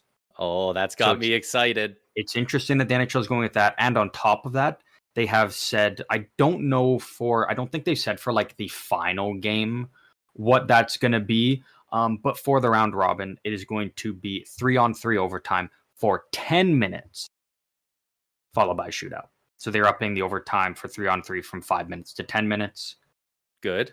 Again, I'm assuming I don't know for the last game. I'm assuming final game you probably just do the playoff format. You just do 5-on-5. I would hope wins. So. That's the way you got to do it in championship games. Like if you're not doing it that way, it's just wrong. Yeah, hard agree on that. Have they said how they're doing shootouts? Is it NHL rules or is it Olympic rules where you can just have TJ Oshie take shot after shot? I'm not too sure on that. They haven't specified for that. I imagine if they haven't specified anything, I'm imagining that it's probably just regular NHL style. Which shooters and I would kind of hope so. I feel like it's more fun to get to see it go through the lineup than seeing the same guy take all the shots. Like as fun as that can be, watching Connor McDavid go breakaway after breakaway would be great. But watching McDavid, then Crosby, then McKinnon, like that's money as well. So it says in the championship, sudden death overtime continues until there's a winner. But again, that doesn't specify if it's going to be 5-on-5 or 3v3. I do hope it's 5-on-5. Don't get me wrong. Love me some 3-on-3 overtime, but in those championship games, the 5-on-5, just the sudden death, regular just style until the next goal. You just can't beat it. You just can't beat it. Well, especially if it's 3-on-3 and there's no time limit, like you send out your best faceoff guy. If you win the faceoff, you take the zone, and then you just skate around them. You can possess the puck for 6 straight minutes, hemming these guys in, and then make a move. Like nobody's forcing you to do anything in 3-on-3. Like that would, I feel like it would be the most anticlimactic garbage ending if they did sudden death overtime 3-on-3 in the final game. Yeah, I want that. You want that big golden goal. You want it to be regular hockey, 5-on-5. Yeah, no penalties. So it is very encouraging that, again, because this tournament is through the NHL, there's no IIHF. It is interesting that they are kind of changing the rules up for this tournament, and I wonder if that's a sign of future things to maybe come to the NHL across the regular season. That being the adjustment of the point system, and I hope so. Giving us a little bit more time of 3-on-3 is everybody. I mean, shootout was cool at one point, but everybody loves just watching the 3-on-3 and would much rather watch that than a shootout at this point. I think but all that I is, think I agree with that. I don't know, man. I've cooled down on the shootout as well, but I've also cooled down on 3-on-3 overtime a lot.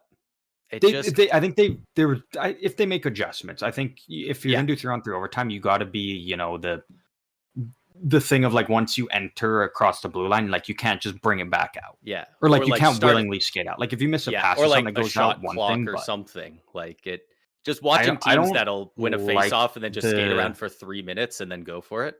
I don't like the shot clock just because it's one of those things, right? It's because it's a big ice.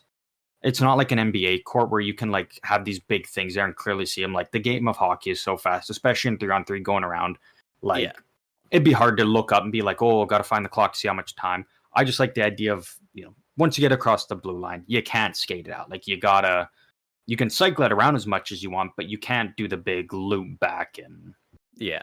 just try and drain the other team while you get a line change in. Like if you want to change on the fly while you're in the offensive zone, but you don't get a little freebie to fuck around with it type of thing. Yeah. Yeah. But all that we got left is we got a little bit of predictions here. We are going to do, what do we decide on? Most points, most goals, top goaltender, and then the winning team, the team that wins it all. Yep. Yep. Country. We'll go for that. Do we want to just go in the order you said there, or? Yeah. We can start off with most points. I'll go first. It's not a surprise. I'm going Connor McDavid, best player in the world.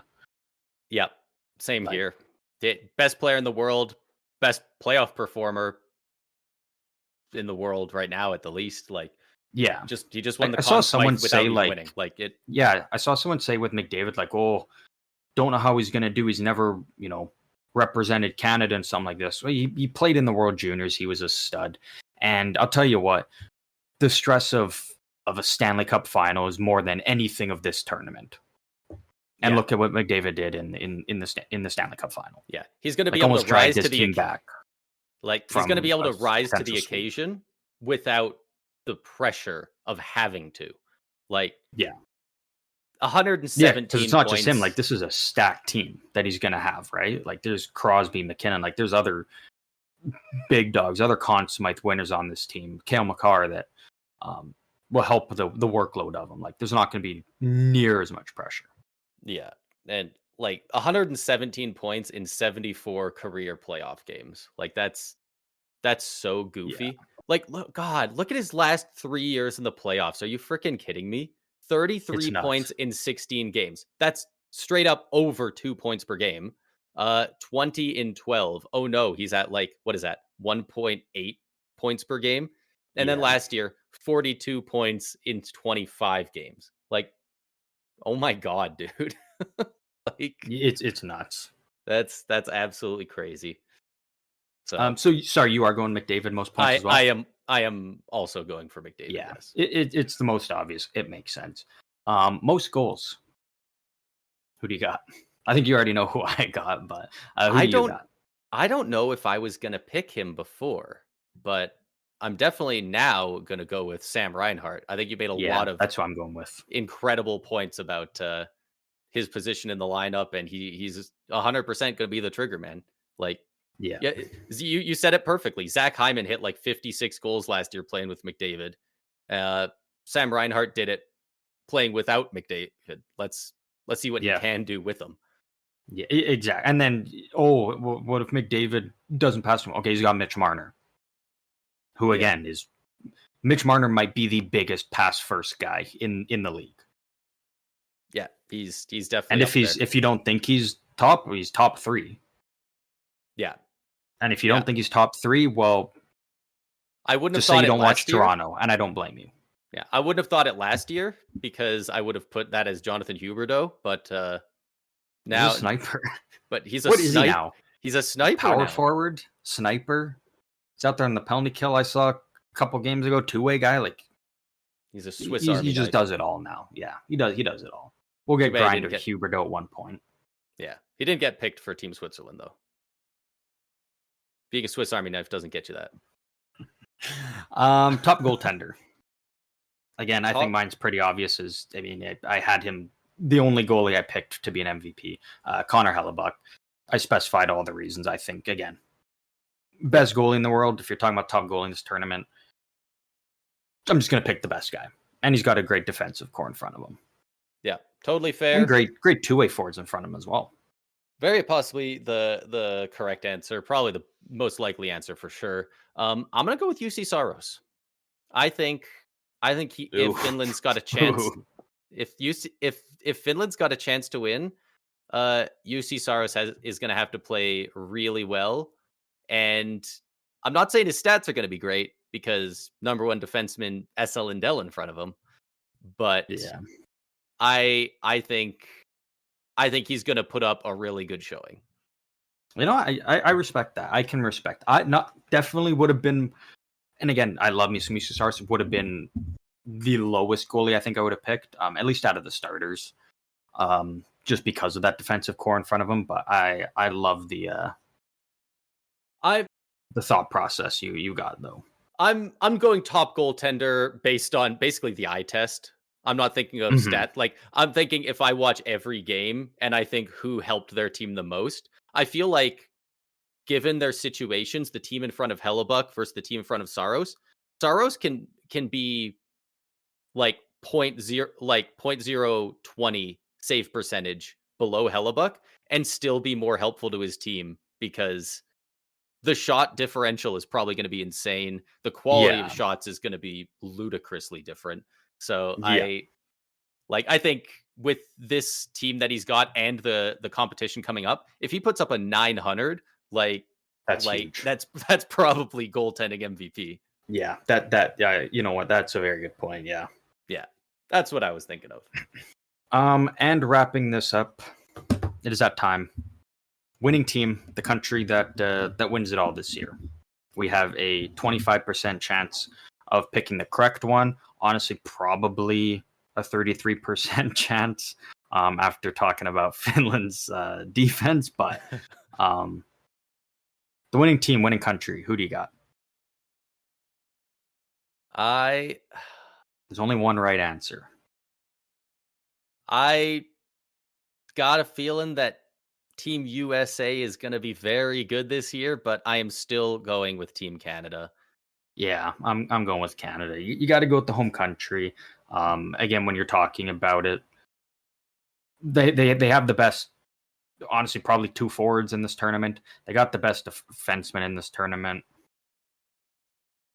You got the two goalies that are the only ones with Stanley Cup rings, so you know they can get it done in big games. Like, yeah, it's Canada's time to get some wins back on the board after disappointing World Championships, disappointing World Juniors. It's time for Canada to win something again. Stop being losers. I mean, if you think we're being homers and not picking other ones just because, first power play unit: Sidney Crosby, Nathan McKinnon, Sam Reinhart, Cale Makar, Connor McDavid. Yeah. Don't take a penalty. If you take where you're playing Canada, you're the coach of any other team. All three should be saying the same thing. If you take a penalty, you're scratched next game. Yeah. Don't bother for reasons don't do it. That we've talked about with that power play. If you want to argue against it, sure, but I think in most people's opinion, the one and two best players in the league. McDavid, McKinnon, top 5 player of all time in Sidney Crosby, still one of the best players in the league. You can't say a bad thing about Crosby. Again, Sam Reinhart, in the last 2 years, best goal scorer in the league. And then Cale Makar, best defenseman in the tournament. Like, yeah, that's nuts. That is an insane group to have out there. And like, I definitely get like, I will very much also hear the opinion that Matthews has been the best goal scorer of the past 2 seasons. You know, he has put up incredible goal scoring numbers still. He has, yeah. But at worst, that puts Sam Reinhart at second. I don't think many people have much of a claim beyond that. Yeah.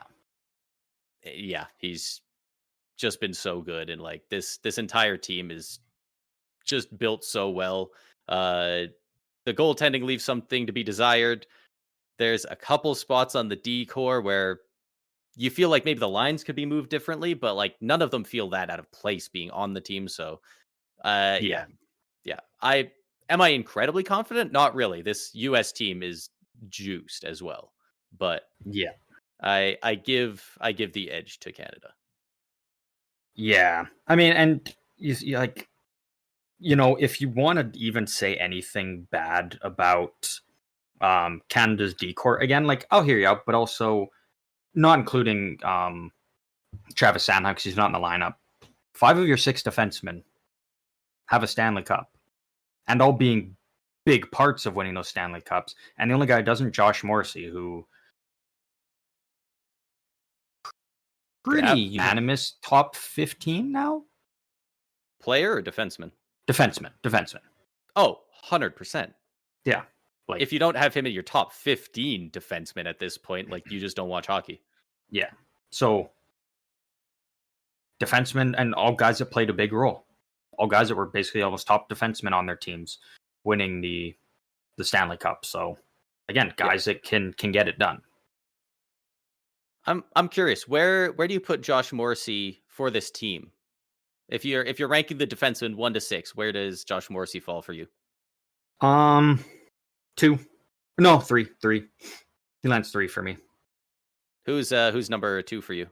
That Drew Doughty. Drew Doughty. Yeah, I know a lot of people are down on Drew Doughty. Watch him play. He's and those down years. You look, it was bad Kings teams. It was when they were doing a retool. Oh yeah, and he was never a huge necessarily like he was always a two-way guy. Like his offense numbers were never like through the roof and like, geez, this is insane. This is incredible. Like he was a good two-way guy, and it's tough for those two-way guys to stand out and look great when you're on bad teams. And again, when he plays, he's still he's a beast in his own end. He's not afraid to mix it up, get physical. He's just a great defenseman still, and I'm so pumped we get him on this team. It would have sucked to not have Doughty on this team. Yeah. For my money, I would have Morrissey at second. Yeah, and I would hear that argument all day long. Like it is very valid. Yeah. Glad to see. So consensus 2 or 3. Yeah. On this team. So just a great team, and I'm looking very much forward to this tournament. I know a lot of people are down on it. And I don't see why. Like we've been clamoring for best on best for how many years? Like, if you want to nitpick at stuff, sure, whatever. But there are issues with it for sure, legitimate issues. But it's happening. We can't. Us complaining about it, other stuff. Like, I would love for Russian players to be there. I would love for guys like Draisaitl, Pasternak to be involved. Absolutely. But us complaining about it isn't going to change it. So I'm going to enjoy what we do get. And the people complaining, saying they're not excited for it, they're not hyped up. You know what? If the first couple of days you're not into it, I can tell you for a fact, come Saturday night, right before US and Canada puck drop, everybody's going to have that game on because everybody's going to be pumped to watch these two teams go head to head, specifically with the amount of just insane talent, guys we have never got to see play together before. Everybody's going to be locked in for that game. Hell, I'll say it, and rightfully so. The current political sphere, what's going on right now between Canada and the US, that they interviewed Cole Caulfield about it the other day. Like that shit matters. Like the US national anthem has been booed at every Canadian home game for the last 2-3 weeks. So those two teams specifically, if they meet in the finals, like that's going to go crazy. Insane. And selfishly, that was also part of why I was really hoping the finals would be in Montreal, because they would have deafened some of the players with the boos over that anthem, which just would have been fun to watch. But would have been going to be so absurd. But that will wrap up everything for this episode. That's our full preview and predictions for the Four Nations Faceoff that takes place on Wednesday here. Hope you guys all enjoyed this one. Just talking about still NHL, but a little bit away from NHL, which is always kind of nice with just how much crazy is going on this season. But if you want to talk hockey, you want to let us know your predictions for all of these things surrounding the Four Nations, you can do so through any of our socials. The links are down in the description across all episodes, across all platforms. Braden, as always, final thoughts. Final thoughts. UC Saros is going to carry Team Finland to the promised land. Saros, nobody's MVP. got them picked to be in the finals. Wouldn't it be crazy if he helped them win it all? Picked. And you know what? If Canada isn't to win it all, Finland would be my second choice as nothing better than a good underdog story. If you make really the finals, you play 4 games. That's a playoff series.